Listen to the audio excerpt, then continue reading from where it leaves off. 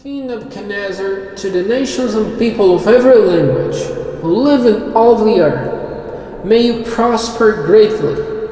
It is my pleasure to tell you about the miracles, signs, and wonders that the Most High God has performed for me. How great are His signs!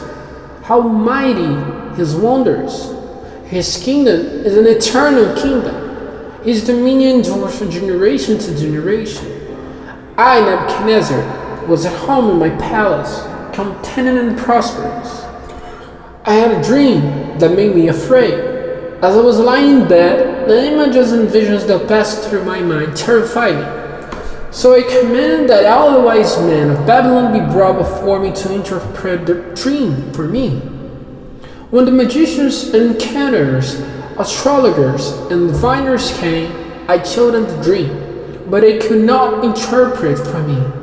Finally, Daniel came into my presence, and I told him the dream. He is called Belteshazzar, after the name of my God, and the spirit of the holy gods is in him. I said, Belteshazzar, chief of the magicians, I know that the spirit of the holy gods is in you, and no mystery is too difficult for you. Here is my dream, interpret for me. These are the visions I saw while lying in bed. I looked, and there before me stood a tree in the middle of the land. Its height was enormous. The tree grew large and strong, and its top touched the sky. It was visible to the ends of the earth. Its leaves were beautiful, its fruit abundant, and on it was food for all. Under it the wild animals found shelter, and the birds lived in its branches. From it every creature was fed. In the visions I saw while lying in bed, I looked, and there before me was a holy one, a messenger coming down from heaven. He called in a loud voice, cut down the tree and trim off its branches, strip off its leaves and scatter its fruit. Let the animals flee from under it and the birds from its branches. But let the stump and its roots, bound with iron and bronze, remain the ground and the grass of the field. Let it be drenched with the dew of heaven, and let it live with the animals among the plants of the earth. Let his mind be changed from that of a man, and let him be given the mind of an animal, till 7 times pass by for him. The decision is announced by messengers. The holy ones declare the verdict, so that the living may know that the Most High is sovereign over all the kingdoms on earth, and gives them to anyone he wishes, and set over them the lowliest of people. This is the dream that I, King Nebuchadnezzar, had. Now, Belteshazzar, tell me what it means, for none of the wise men in my kingdom can interpret for me. But you can, because the spirit of the holy God is in you.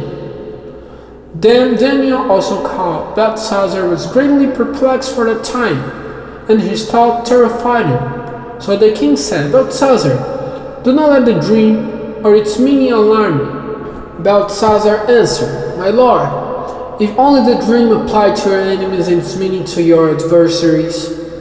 The tree you saw, which grew large and strong, with its top touching the sky, visible to the whole earth, with beautiful leaves and abundant fruit, providing food for all, giving shelter to the wild animals, and having nesting places in its branches for the birds, your majesty.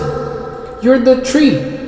You have become great and strong. Your greatness has grown until it's reached the sky, and your dominion extends to distant parts of the earth. Your majesty saw a holy one, a messenger coming down from heaven, saying, Cut down a tree and destroy it, but leave the stump bound with iron and bronze in the grass of the field, while its root remain in the ground. Let him be drenched with the dew of heaven.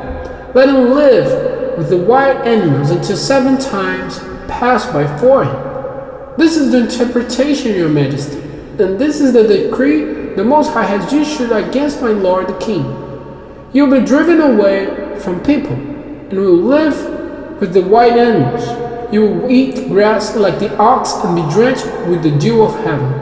7 times will pass by for you until your knowledge that the Most High is sovereign over all kingdoms on earth and gives them to anyone who wishes.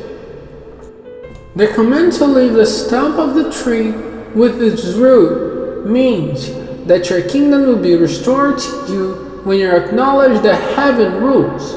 Therefore, Your Majesty, be pleased to accept my advice.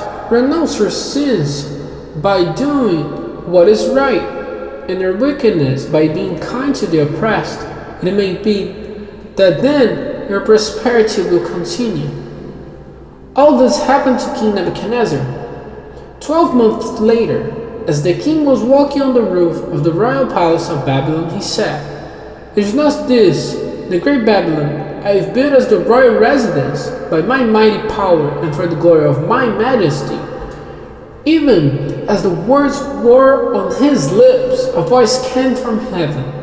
"This is what is decreed for you, King Nebuchadnezzar. Your royal authority has been taken from you. You will be driven away from people and will live with the wild animals. You will eat grass like the ox.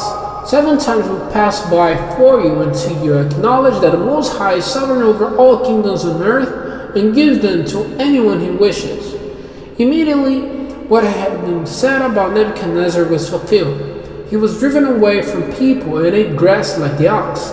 His body was drenched with the dew of heaven until his hair grew like the feathers of an eagle and his nails like the claws of a bird. At the end of that time, I, Nebuchadnezzar, raised my eyes toward heaven, and my sanity was restored.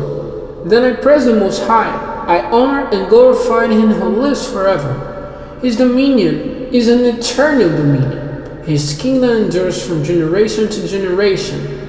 All the peoples of the earth are regarded as nothing. He does as He pleases with the powers of heaven and the peoples of the earth. No one can hold back his hand or said to him, "What have you done?" At a time that my sanity was restored, my honor and splendor were returned to me for the glory of my kingdom. My advisors and nobles sought me out, and I was restored to my throne and became even greater than before. Now I, Nebuchadnezzar, praise and exalt and glorify the King of heaven, because everything he does is right, and all his ways are just, and those who walk in pride he is able to humble.